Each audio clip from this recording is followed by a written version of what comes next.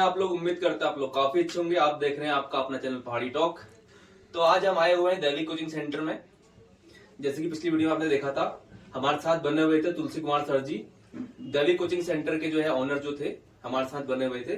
तो आज हम उनकी कोचिंग सेंटर में आए हुए हैं और जानते हैं हमारे बच्चों की फ्यूचर के बारे में कि कौन कौन सी आगामी परीक्षाएं इस टाइम पे आई हुई हैं, निकली हुई हैं, भर्तियां निकली हुई हैं, उसके बारे में बात करते हैं। तो सर से जानते हैं कि कौन कौन सी भर्तियां निकली हुई है, तो बात करते हैं उसके बारे में। तो चलिए शुरू करते हैं वीडियो। तो बहुत बहुत स्वागत है सर आपका हमारे साथ जुड़ने के लिए। धन्यवाद रवि जी, आप हमारे कोचिंग सेंटर दैविक कोचिंग सेंटर में आए, आपका बहुत बहुत धन्यवाद। तो सर आप हमारे दर्शकों को और आगामी जो हमारे तैयारी कर रहे हैं बच्चों को आप बताइए कि हमारे यहाँ का सिलेबस क्या है, जो परीक्षाएं कौन कौन सी निकली हुई उनका सिलेबस क्या है, उसके बारे में हमारे बच्चों को बताइए, हमारे दर्शकों को बताइए, ताकि वो अपनी तैयारी जो है बहुत अच्छे से कर पाए, उनको थोड़ी बहुत जो है हेल्प मिल सके तैयारी करने में। तो उसके बारे में आप बताइए। तो सर आप बताएंगे हमको उसके बारे में, तो सर की बातें सुनते हैं हम लोग। ठीक है। देखो आजकल आगामी जो भर्तियां आ रखी है, अगर उसकी तैयारी की बात आती है, देखो यहाँ पर सबसे पहले अगर मैं बात करता हूँ तो अभी जैसे हमने जो परीक्षा की तैयारी करनी है, पहले तो ये कि हमने कितना समय देना है परीक्षाओं को तैयारी करने के लिए, हमने कितना आवर्स देना है और कैसे तैयारी करनी है और सिलेबस क्या होगा उसका। ठीक, हाँ देखिए, जैसे मैं आपको सिलेबस के बारे में बता रहा था, देखो यहाँ पर मैंने आपको एसएससी के बारे में बताया सिलेबस के अकॉर्डिंग कि यहाँ पर कैसे आपने तैयारी करनी है पेपर की। देखो यहाँ पर मैंने कहा था कि देखो यहाँ पर जो जीएस पोर्शन है हमारा, मैंने कहा था जीएस पोर्शन से कहाँ से क्वेश्चन बनेंगे और कौन कौन से सब्जेक्ट आते हैं इसमें। अगर मैं बात करूँ, देखो सबसे पहले देखो पॉलिटिकल साइंस आ जाएगी इसमें, उसके बाद फिर यहाँ पर ज्योग्राफी आ जाएगी, उसके बाद फिर यहाँ पर इकोनॉमिक्स आ जाएगी और फिर यहाँ पर हिस्ट्री आ जाएगी। तो यहाँ से क्वेश्चन बन रहे हैं यहाँ पर एसएससी में। उसके बाद एक और बचता है जीएस के पोर्शन में करंट अफेयर्स। करंट अफेयर्स की भी क्वेश्चन बहुत ज्यादा पूछता है एसएससी वाला, स्टाफ सिलेक्शन कमीशन हमारा, कर्मचारी चयन आयोग होता है इसका फुल फॉर्म।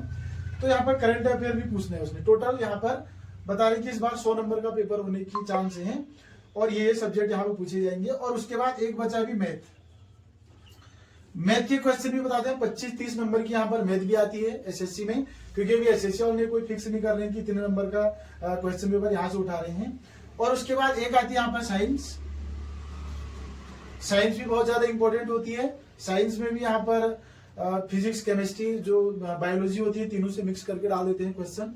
और उसके बाद यहाँ पर एक हमारा जो चूजिंग सब्जेक्ट होता है, जैसे कोई बच्चे इंग्लिश यहाँ पर चूज करते हैं, तो इंग्लिश में जैसे आपका वन वर्ड सब्स्टिट्यूशन हो जाता है, प्रीपोजिशन हो जाते हैं और ये चीजें सब उसमें आ जाती है एसएससी में। ऐसी तैयारी आप कर सकते हैं। ठीक है।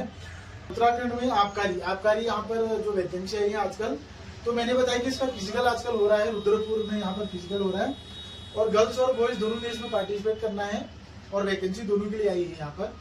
और देखो पहले यहाँ पर फिजिकल मैंने बताया था कि इसके लिए पहले फिजिकल होना है, जिसमें दौड़ और सभी हैं, बॉल थ्रो, जंप, ये सब है। उसके बाद मैंने बताया था कि जब हमारा फिजिकल कंप्लीट हो जाएगा, उसके बाद 100 नंबर का रिटर्न होगा यहाँ पर। अब देखो 100 नंबर की रिटर्न को यहाँ पर कैसे डिवाइड करते हैं हम, कहाँ से कितने क्वेश्चन पूछे जाएंगे।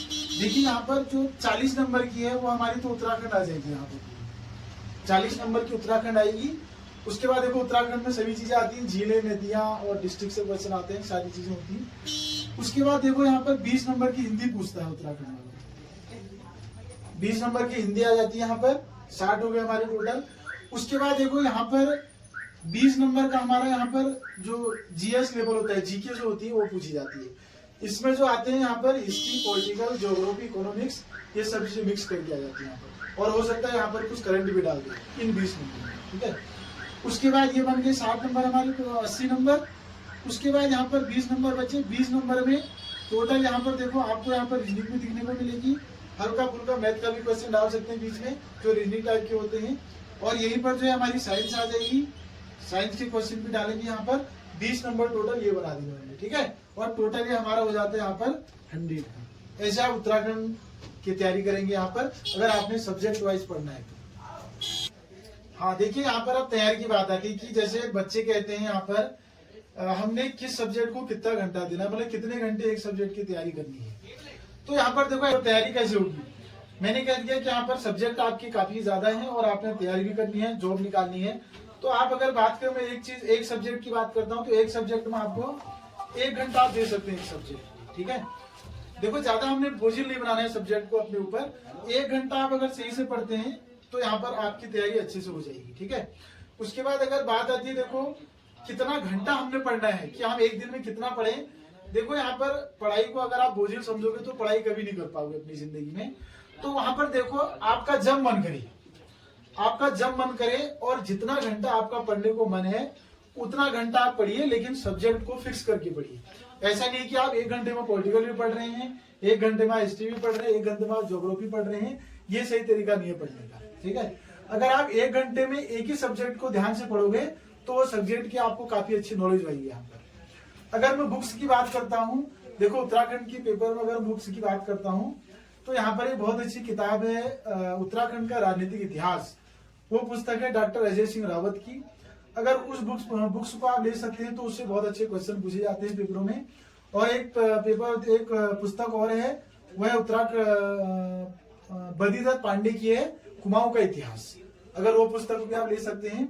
और फिर एक आजकल सभी के पास परीक्षा वाणी होती है, परीक्षा वाणी बहुत अच्छी है, लेकिन परीक्षा वाणी को बहुत मन लगा के पढ़ना पड़ता है और वहां से बहुत ज्यादा चांस है कि आपके पेपरों में क्वेश्चन आ जाते हैं। हाँ, तो ये जानकारी मैंने आपको बताई है पेपरों की तैयारी कैसे करनी है। और अगर आपको पेपरों की तैयारी करनी है तो आप दैविक कोचिंग सेंटर रानीखेत में आ सकते हैं, क्योंकि यहाँ पर हम सभी चीजों की तैयारी करा रहे हैं। जैसे मैंने बताई दिया एसएससी का और उत्तराखंड ग्रुप सी की और अग्निवीर की भी तैयारी यहाँ पर होती है। इंग्लिश स्पीकिंग की भी कोचिंग यहाँ पर कराते हैं हम।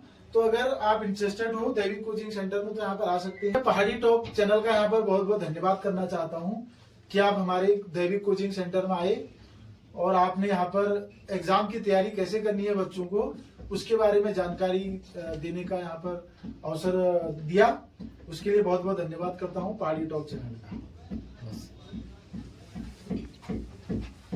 तो जैसा कि सर ने हमको अच्छे से समझाया, हमारे दर्शक समझ गए होंगे कि तैयारी कैसे करनी है, बच्चे समझ गए होंगे जो आगामी परीक्षा को तैयारी कर रहे हैं, तो तैयारी आपको कैसे करनी है वो सर ने हमको बताए।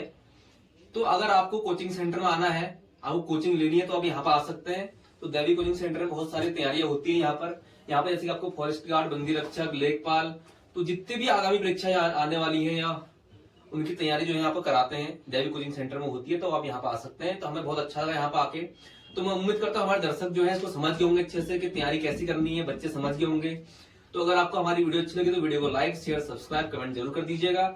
और मिलते हैं नेक्स्ट वीडियो में किसी नई इन्फॉर्मेशन। तब तक के लिए bye bye, thank you so much. हो गया।